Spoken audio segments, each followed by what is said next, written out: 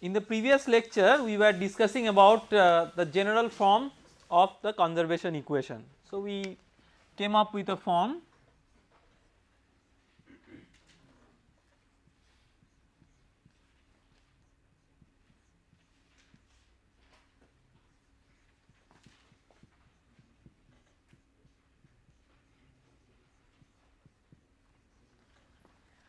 almost all physical problems that we will encounter in this particular course will be satisfying this type of governing differential equation.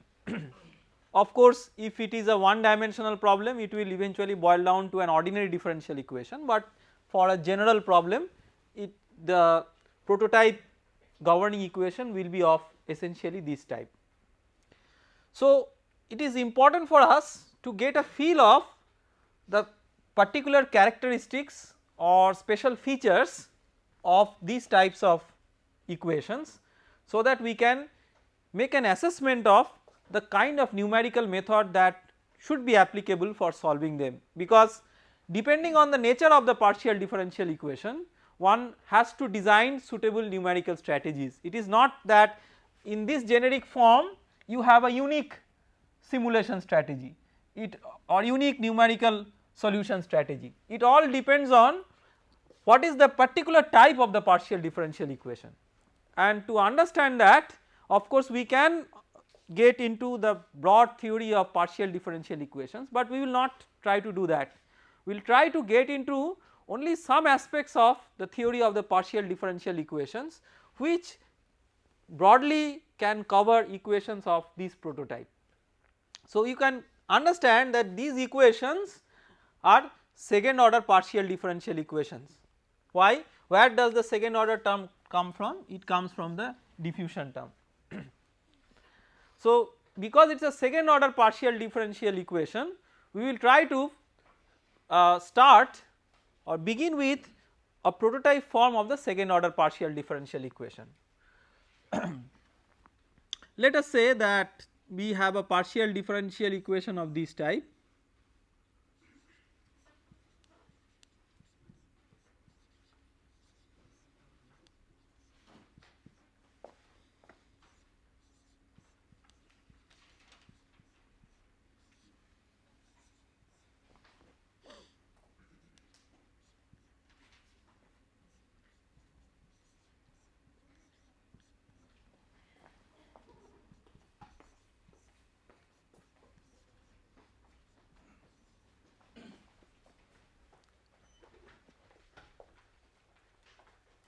where the notations are like this: phi x means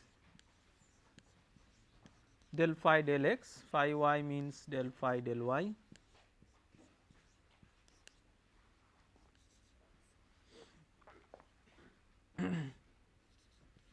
phi xx means del square phi del x square, phi xy means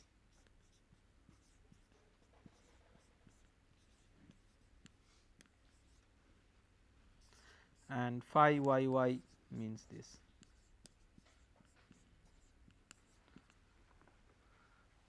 So, these are just shorthand notations for writing the different partial derivatives.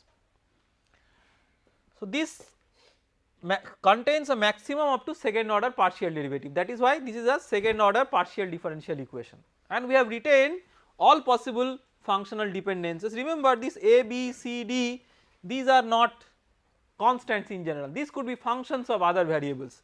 So, we can sort of split it into two types of terms. One type of term contains the highest order partial derivative which is the first three terms, and these terms contain the either the function or the lower order partial derivatives or the independent variables. So, the solution what you expect is that what is phi as a function of x y, function of two variables.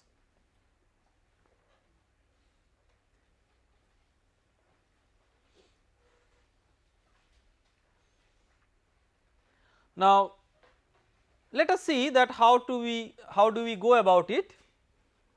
To do that, let us first try to understand that what can be different types of these partial differential equations. Now the classification may be of different types. One type of classification is by classifying it in terms of linear or non-linear. So when you say it is a linear partial differential equation, what do we mean? You have A, B, C, these are functions of x, y only.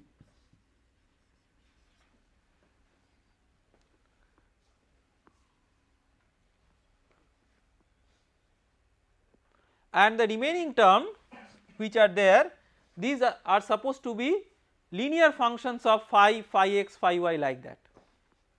So there is no non-linearity involved.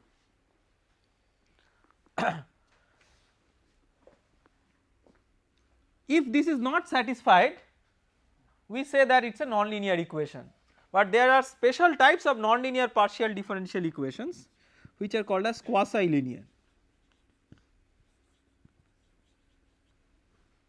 where this A, B, C,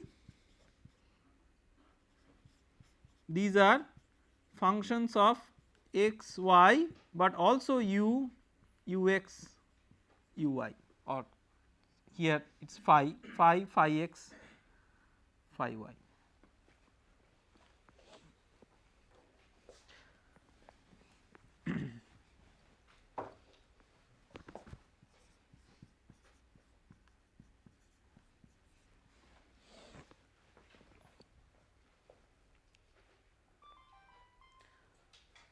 Now what we will do with this classification? It is of course important to note whether the equation is linear or quasi linear or non-linear. In general, I mean quasi linear is a special type of non-linear, but you could have other types of non-linear equations, and it is important to know this because the solution strategy will depend on which type of equation is it. And not only that, once you have a type of equation, you can attach with that or associate with that a particular physical perspective. For example, many of the equations in fluid dynamics will be quasi linear in nature. So for example, if you have a term of this type u del u del x, so you can see that you could have a non-linearity because of a multiplication of u with a differential function of u. So you could have a non-linear differential equation which describes the fluid flow.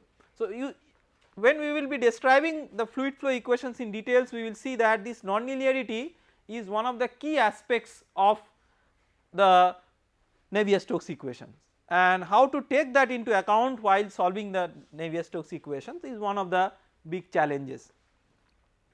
To proceed further,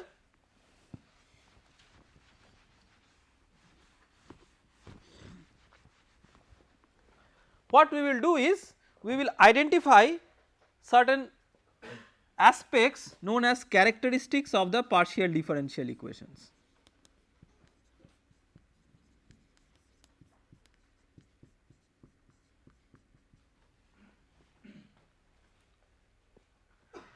The first question that we would like to answer is, what is a characteristic?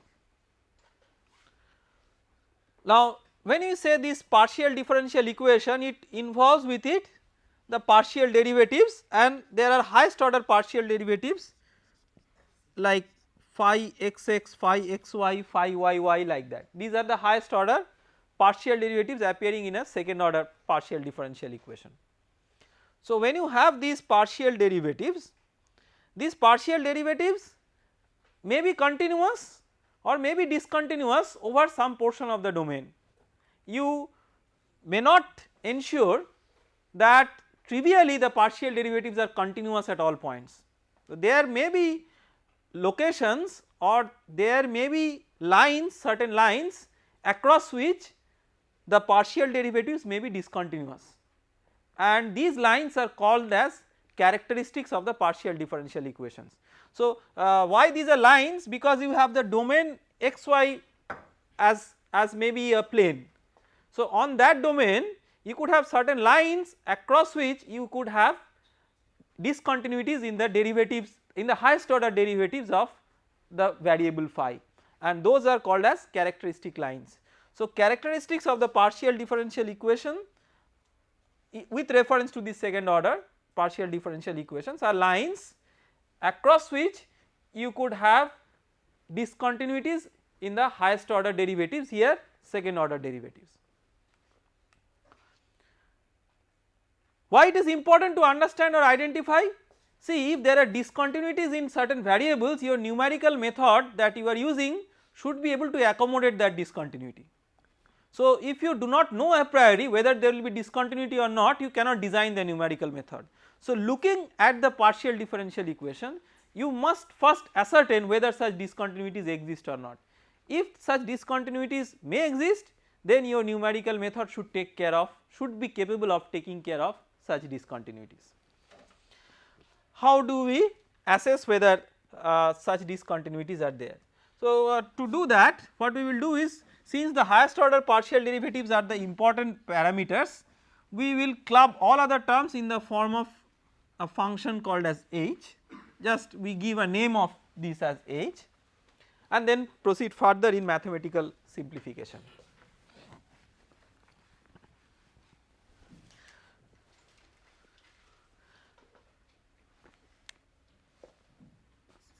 First what we do is we write phi x and phi y as functions of what, x and y, these are functions of x and y.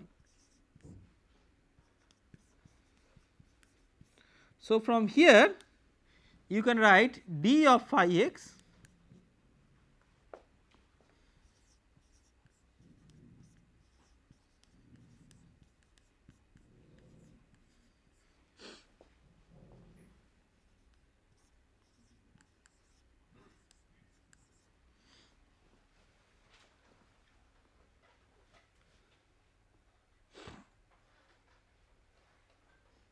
okay.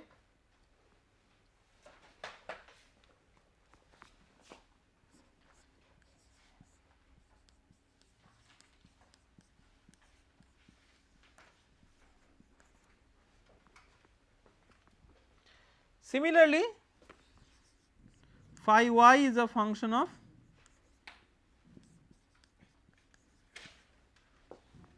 x and y. So, d phi y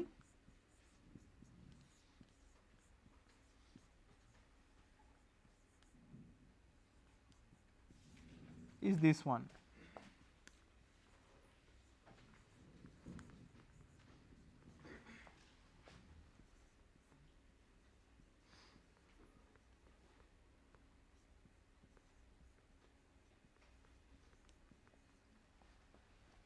Since phi yx and phi xy are the same, the order of the derivative so long as it exists does not matter. So, we can write this also as phi xy.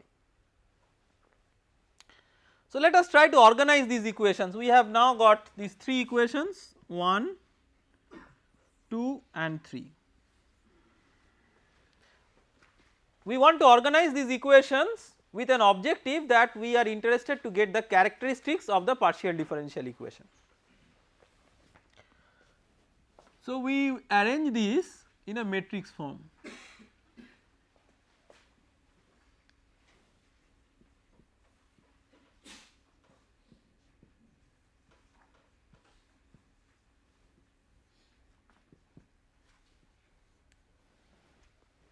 So, from the equation 1 it is a into phi xx plus b into phi xy plus c into phi yy is equal to minus h. From the second equation phi xx into dx plus phi xy into dy, there is no phi yy, is equal to d phi x, and the third one this is 0,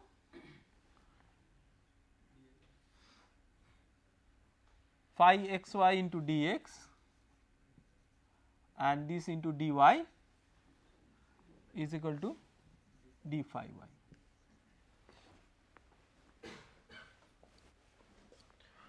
Why have we arranged it in this particular form? Because we are interested in the variables in the highest order derivatives. So, phi xx, phi xy, phi yy, these are the variables for which we are interested. Along the characteristic lines these will be discontinuous. So, we are interested about the values of these variables.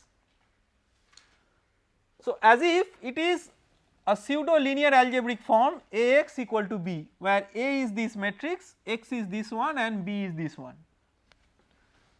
We are interested about the case when the solution of this x, that is phi xx, phi xy, phi yy does not exist. If it is discontinuous, then we can interpret it in certain way, either solution does not exist or infinite number of solutions exist. That is, if you have a discontinuity of a variable across a line, so you may interpret that solution does not exist because the variable is discontinuous, or it may undergo a transition through infinite number of possible values, no matter in whatever way you interpret. Let us try to interpret it in the way that solution does not exist.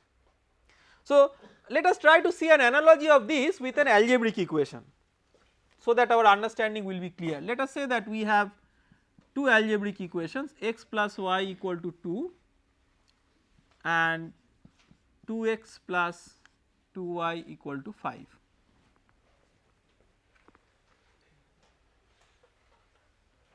So, what will be the nature of the solution of these? Solution will not exist, right.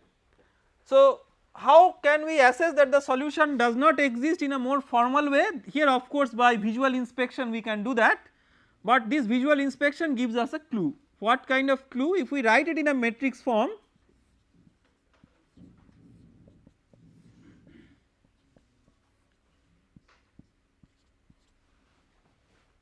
we can see that this determinant is equal to 0. This determinant is equal to 0, which essentially stems from the fact that you have this row that can be written as some linear multiplier of this particular row. So, the second row is a linear multiplier of the first row. So, it is essentially the same coefficient just multiplied by a fixed parameter, and then you can sort of write this matrix in terms of rows where two rows are identical with a multiplying factor, and then that means the determinant will be 0. Of course, you can generalize it to a system of equations with n equations and n unknowns. So, how can we borrow this knowledge from here to here? How can we do that? So, here we want that solutions, we want to get the locus of those points across which you will have discontinuities in phi xx, phi xy and phi yy. That means the solution will not exist, and that is possible only if this determinant is 0. So, for phi xx, phi y, phi xy, phi yy to be discontinuous,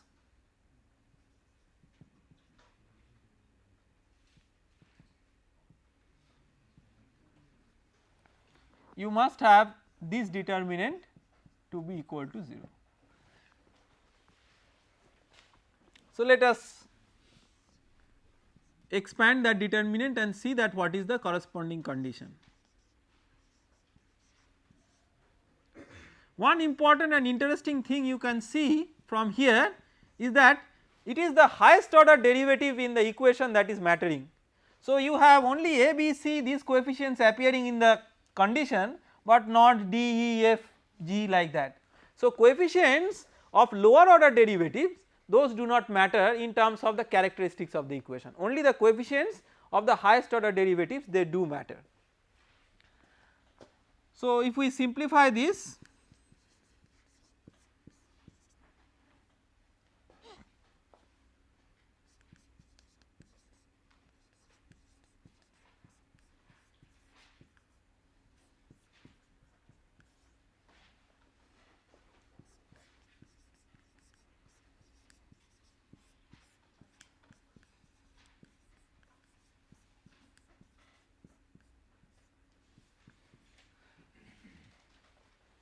So, we can organize the equation in the form of a quadratic equation in dy dx.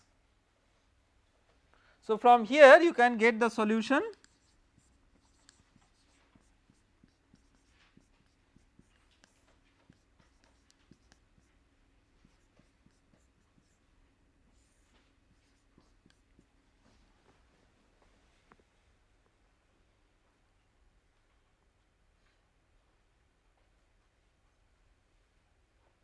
how many real characteristics of these will exist?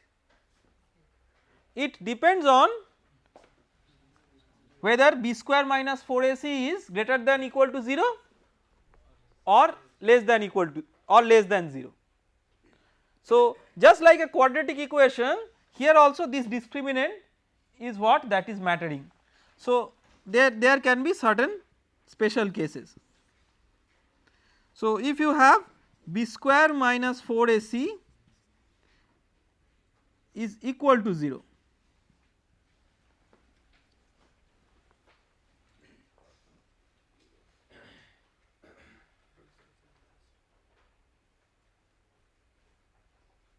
then how many real characteristics will be there? Only one real characteristic will be there, because this will have only one root, dy dx will be something, so y will be some function of x, only one solution will come out of it. So, this implies one real characteristic. Such an equation is called as a parabolic partial differential equation.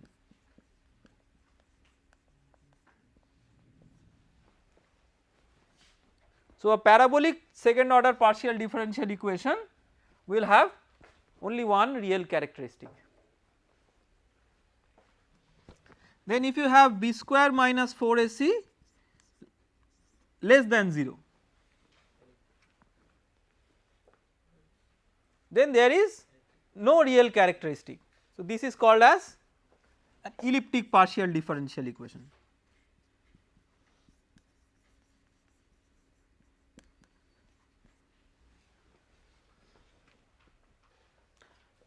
And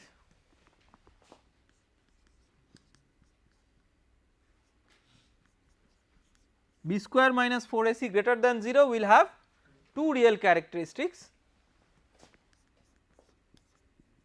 This is known as a hyperbolic partial differential equation. Remember, this classification is only for second order partial differential equation. So, do not try to generalize it for higher orders, because we are mostly confined up to second order partial differential equations in the context of computational fluid dynamics. So, this is very much pertinent for our discussion. Let us take some examples. What we will try to do is very intentionally, what I am trying to do is, we are first trying to understand these things in a mathematical manner. Next, what we will try to do is, we will try to understand each and every aspect of these equations from a physical perspective, and try to understand that how the mathematical characteristic of a partial differential equation reflects the corresponding physics. How does the physics come out from mathematics? That is what is very important, but first we should learn it mathematically and then try to relate that with the corresponding physics through certain examples. So, first we will go through some mathematical exercises, very simple exercises to identify the natures of certain partial differential equations. So, we will give one example each of these equations, which are very common in fundamental science and engineering applications. So, let us take an example.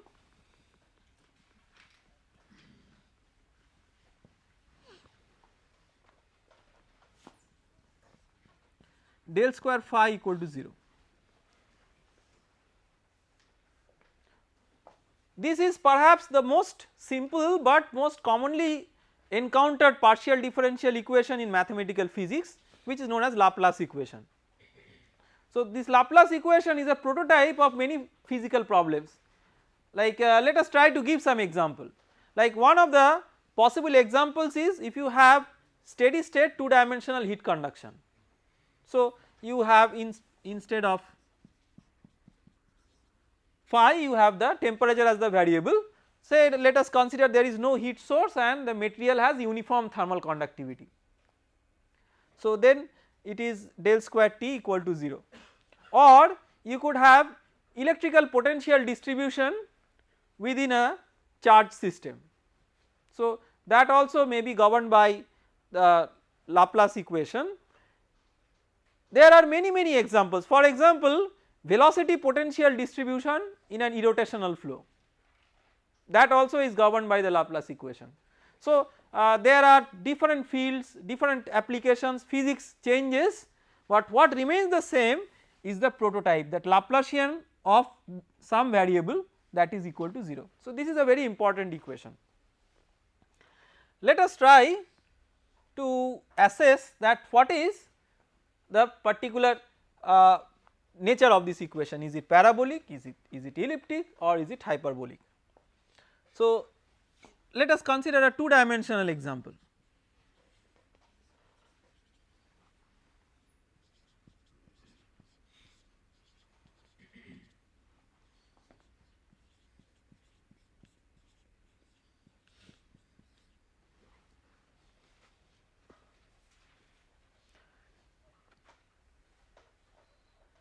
So if you try to figure out what is its particular nature, you have A equal to 1, B equal to 0, C equal to 1.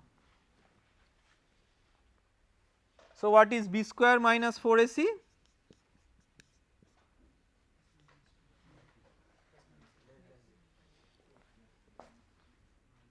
So minus 4.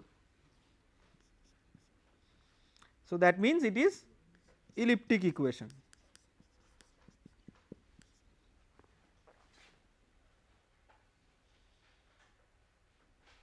The big question is elliptic equation, so what?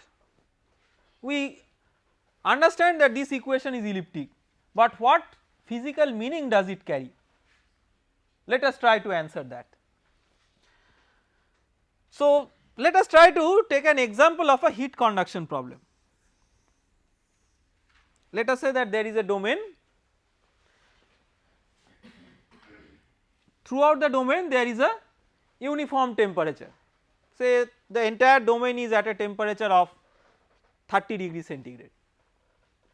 Now suddenly you heat some location of the domain, so that as if there is some heat source which is existing at some point of the domain, and you are activating this heat source, maybe it is an electrically heated situation, so that the domain gets heated up at that location. That means what you are doing? You are disturbing the initial temperature profile.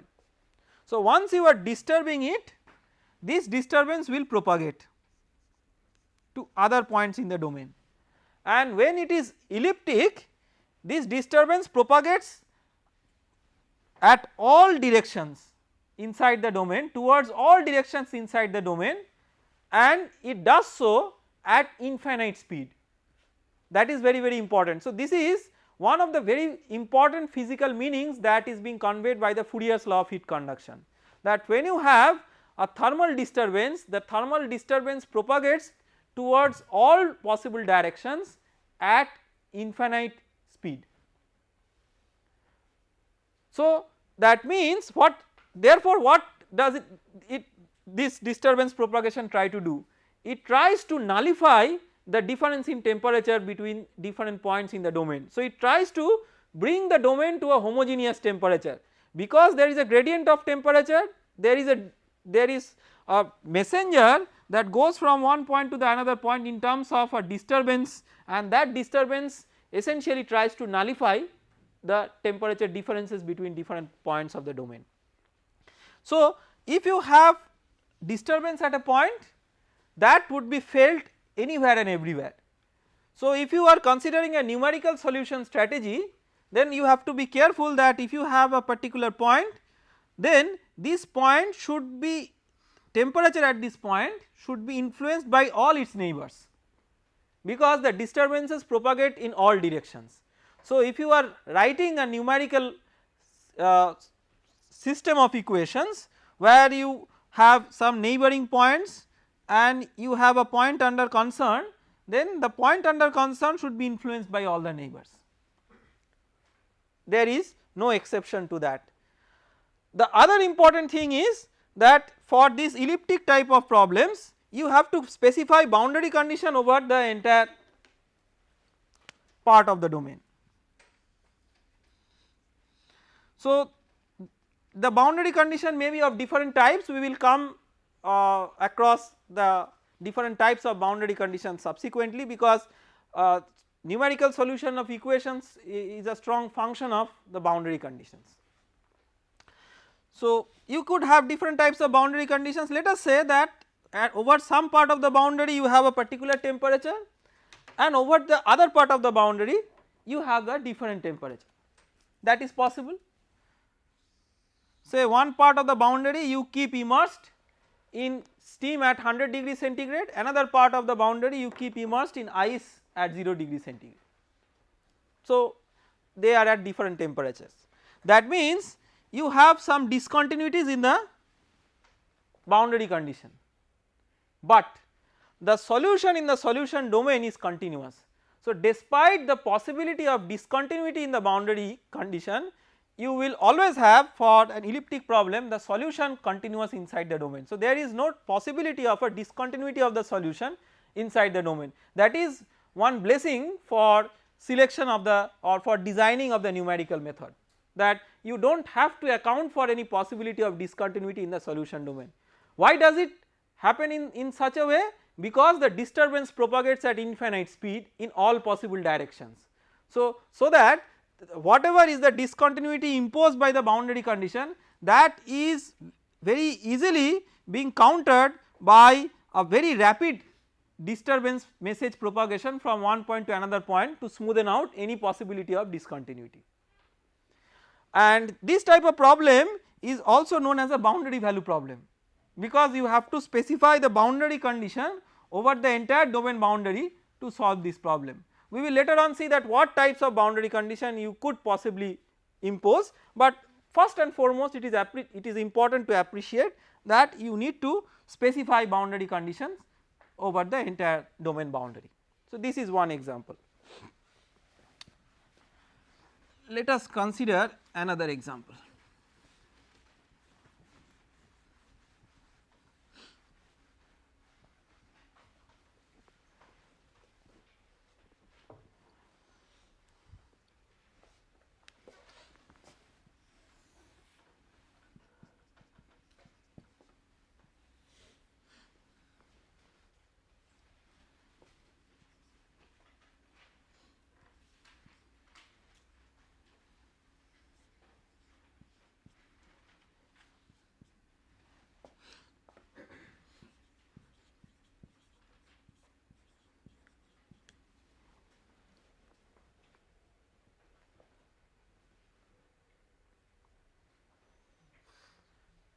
This is an example where we have physically put two variables, but only one highest order partial derivative term.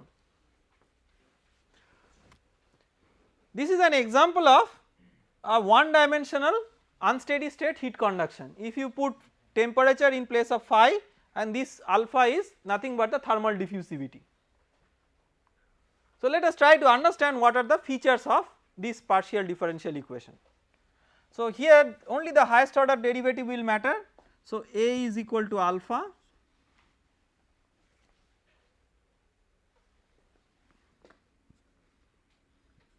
B is equal to 0, C is equal to 0. So B square minus 4AC equal to 0. So it has only one real characteristic, that means it is parabolic.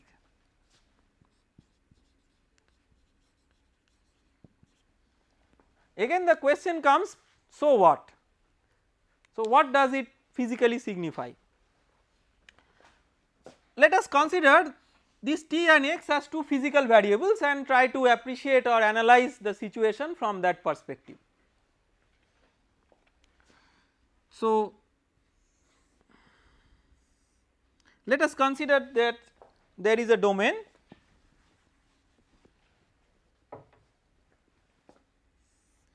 this is say x equal to 0, this is x equal to L, and we plot time along the vertical axis.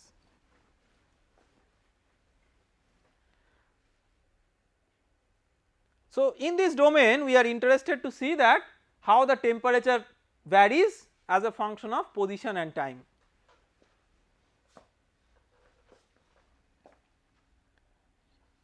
If you see that we are having an event at a particular time, say right now an event is occurring,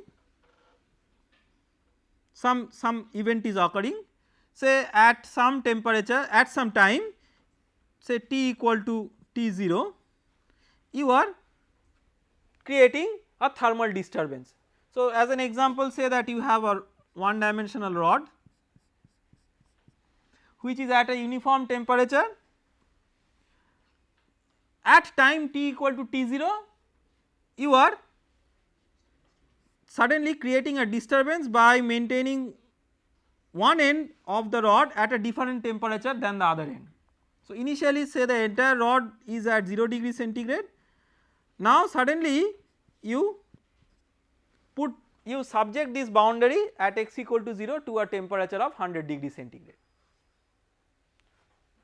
It is an abrupt discontinuity at time t equal to T0.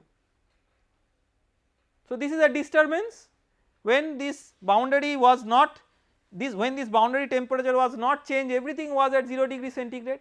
Now you are creating a disturbance, you expect the disturbance to propagate.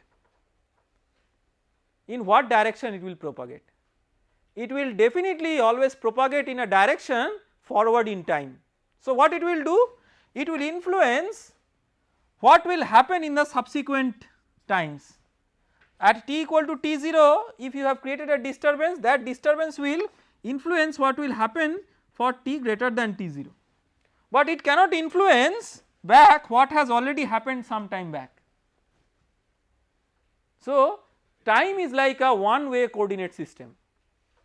So, there is a special characteristic of the time coordinate system, it is a unidirectional coordinate system. We will later on see that if you combine time with space, that need not anymore be a one way coordinate system, or we will also see certain example where space can also behave like a one way coordinate system. It is not always necessary that time is the only example of a one way coordinate system, but it is intuitively more obvious to consider as a time as a one way coordinate system. How we can understand it?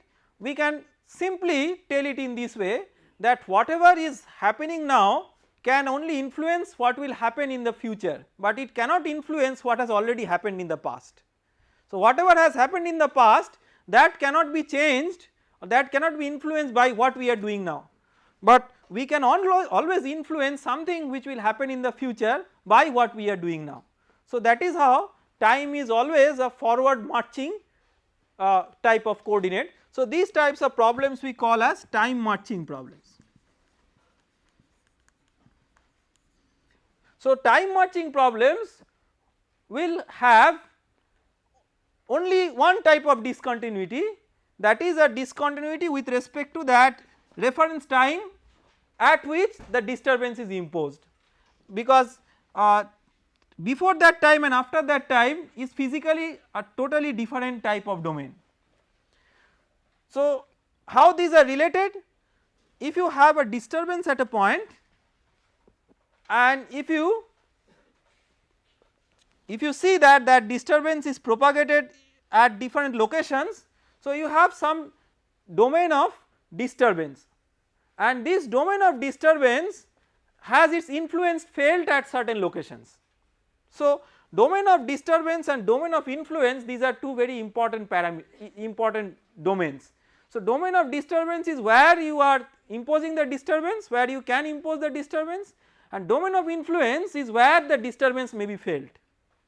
So, like in this elliptic problem, the entire domain is domain of influence, whereas when you have a time marching problem, when you have t equal to T0 is the time over which the disturbance is imposed, t greater than T0 will signify the domain over which this influence will be felt.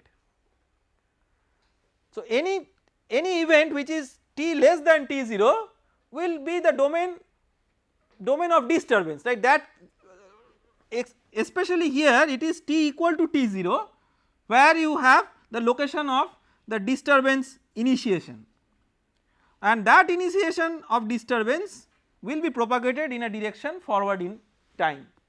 So you have only one discontinuity here, and that is how only one real characteristic. So the only one discontinuity is with respect to the time equal to 0 or reference or t0 condition, which we call as an initial condition. So you have at t equal to t0 some condition, say at t equal to t0 you have the entire temperature of the rod at 0 degree centigrade. Now with respect to this there is a discontinuity at t greater than t0 because of this disturbance imposed at one of the boundaries. So that is a parabolic type of problem, but it is not as simple as that if you just consider it to be of parabolic nature and forget about the other type of behavior. If you consider a case of a heat conduction problem where time tends to infinity, and when you say that time tends to infinity there are many problems which at large times reach a steady state. So maybe there is a transience over the initial period of time, so if you allow this system to evolve with time the system can attain a steady state. When it attains a steady state there is no more a derivative of temperature with respect to time, that ceases. So once that ceases it will be just d square phi dx square equal to 0. So then that will be just like a Laplace equation prototype and it will become a boundary value problem or an elliptic problem. So we can say that this problem also has some elliptic nature inbuilt with it in the steady state limit. So it is better not to say that it is a parabolic equation. A more correct way of specifying this type of equation is that this is parabolic in time and elliptic in space. So it has this nature which is like an initial boundary value problem because you have to specify the initial condition, and over and above that initial condition is the occurrence of the discontinuity because of the disturbance that is being imposed, but when the disturbance is imposed it still propagates in all directions at infinite speed. So that elliptic nature is also retained. So it is an initial boundary value problem. So combination of initial and boundary value, and it is basically parabolic in time and elliptic in space, elliptic in S.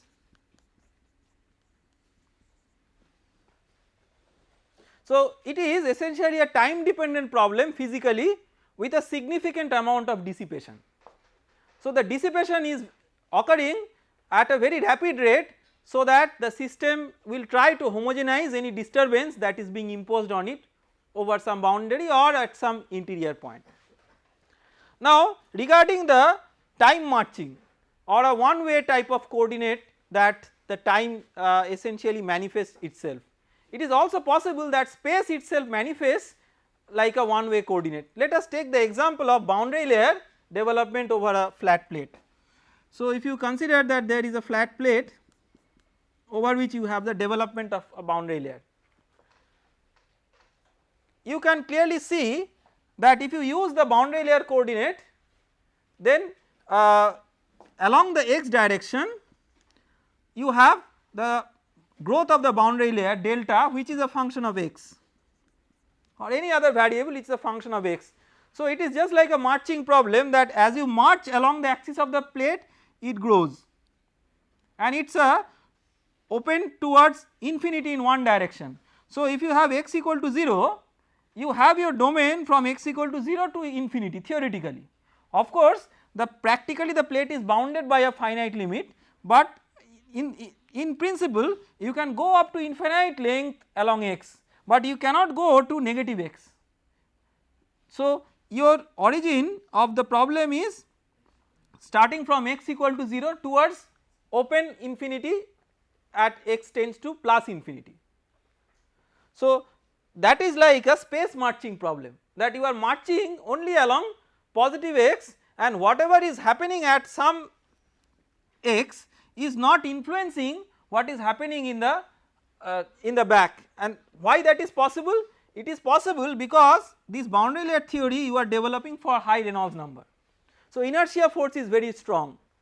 So essentially what happens, viscous force is a force which tries to propagate its message in all possible directions. So if you have a momentum disturbance, that momentum disturbance tends to propagate in all possible directions at infinite speed, that is the effect of viscous force, whereas inertia force is like an unidirectional effect, because inertia force is very strong for boundary layer types of flows. So what you are having, because these are high Reynolds number flows, so there will be predominant direction of propagation of disturbance in the forward x direction along which it will march. So there, if whether there is some viscous effect, that there is definitely some viscous effect, but viscous effect will not be propagating towards or will not be propagating this entire flow towards the other direction until and unless there is boundary layer separation. So if there is boundary layer separation, then this entire discussion is not relevant, but until and unless there is boundary layer separation, it is a unidirectional way in which the message is propagating from the left towards the right, and that is a sort of a space marching type of situation.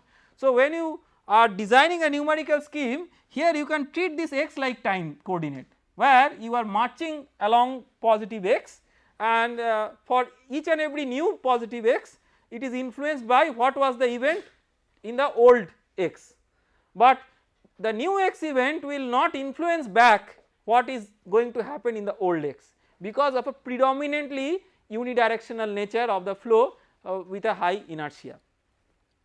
Let us consider a third example.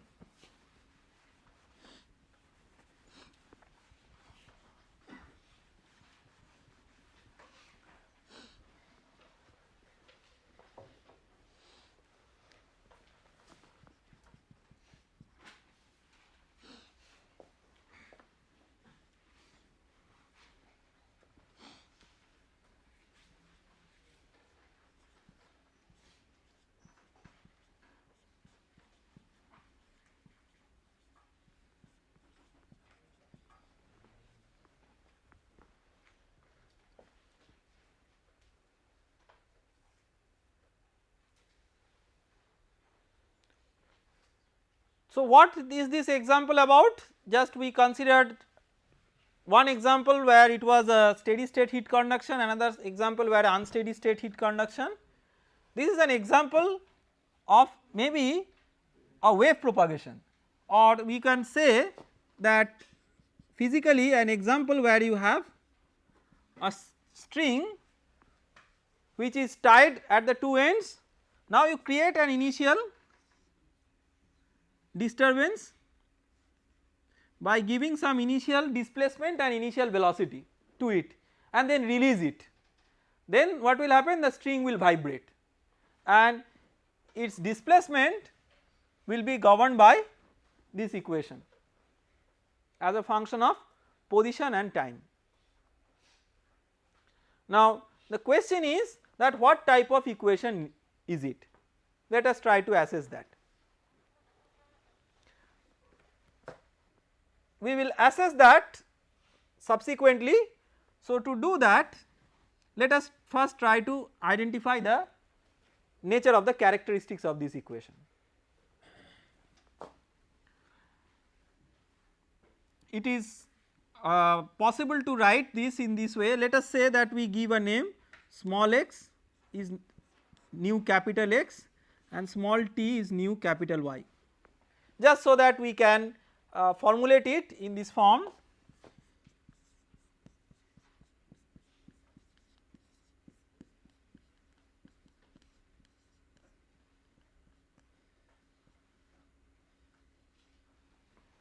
Equal to some function.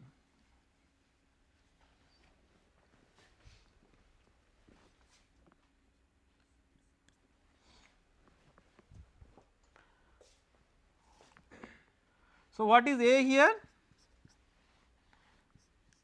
minus c square. What is B? 0. What is C?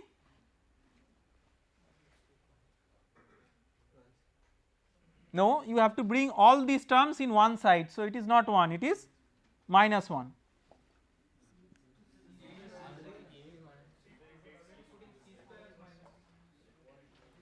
No, C square, this one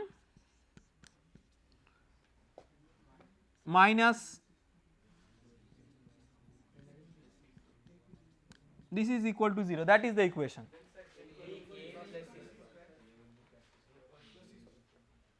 Okay, A equal to plus C square and C equal to minus 1. Okay. Then what is B square minus 4AC?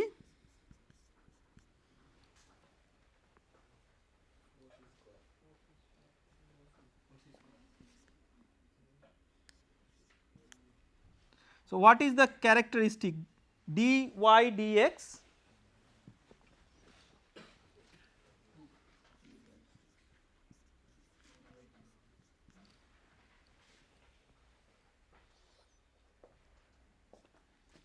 B is 0, so plus minus 2c by 2c square, so plus minus 1 by c. What is capital Y? Capital Y is t, so you can write this as dt dx is equal to plus minus 1 by c. That means dx dt is equal to plus minus c. So if you integrate it, you will get x is equal to plus minus ct plus some c1.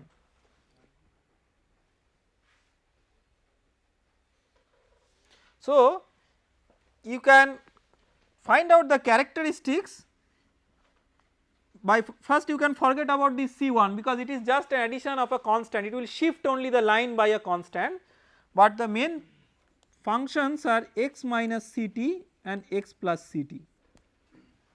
These are the two characteristics.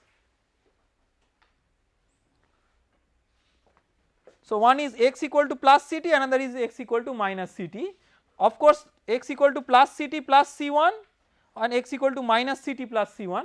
So but if we forget about that C1, the functional dependencies, one is x with plus Ct, another with x with minus Ct.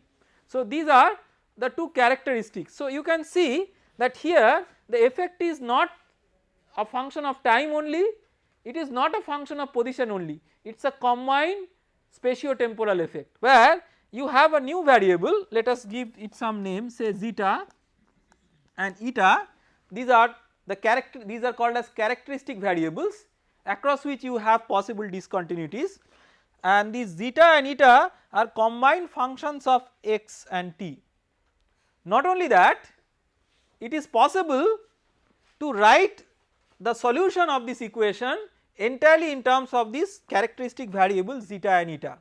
So the role of the characteristic is very interesting. The characteristic not only shows the possibility of discontinuities across certain lines. So across the lines x, family of lines x minus Ct and x plus Ct, there can be possibilities of discontinuities. In the next class we will see through examples that how such discontinuities may be physically originating and how that relates to the physical property of these equations. Of course because you have two real characteristics, this is a hyperbolic equation, and hyperbolic equations have certain interesting features.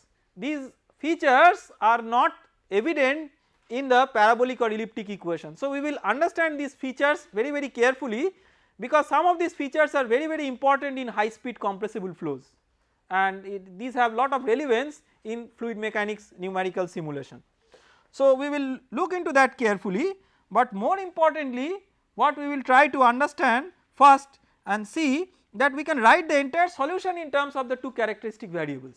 So the characteristic variables play such roles that in terms of those you can write the solution, and those variables signify locations of certain lines across which you could have possible discontinuities. When we say discontinuities, in the next class we will try to understand that what is the origin of that discontinuity, where from that discontinuity comes, and are those the only lines across which you have discontinuities. These are important questions that we have to clarify, because if there are lines beyond these characteristic lines across which there are discontinuities, we have to accommodate that also in the numerical method. So, we will identify that these are not the only lines across which you could have discontinuities. You could have discontinuities across certain other fronts which we call as shock fronts, or the corresponding discontinuity is known as a shock wave in compressible flows. So, we will try to understand where from physically that comes, and for each and every case we will try to relate that physics with the corresponding mathematical behavior of that partial differential equation. So, we stop here today and we will continue with this in the next class. Thank you.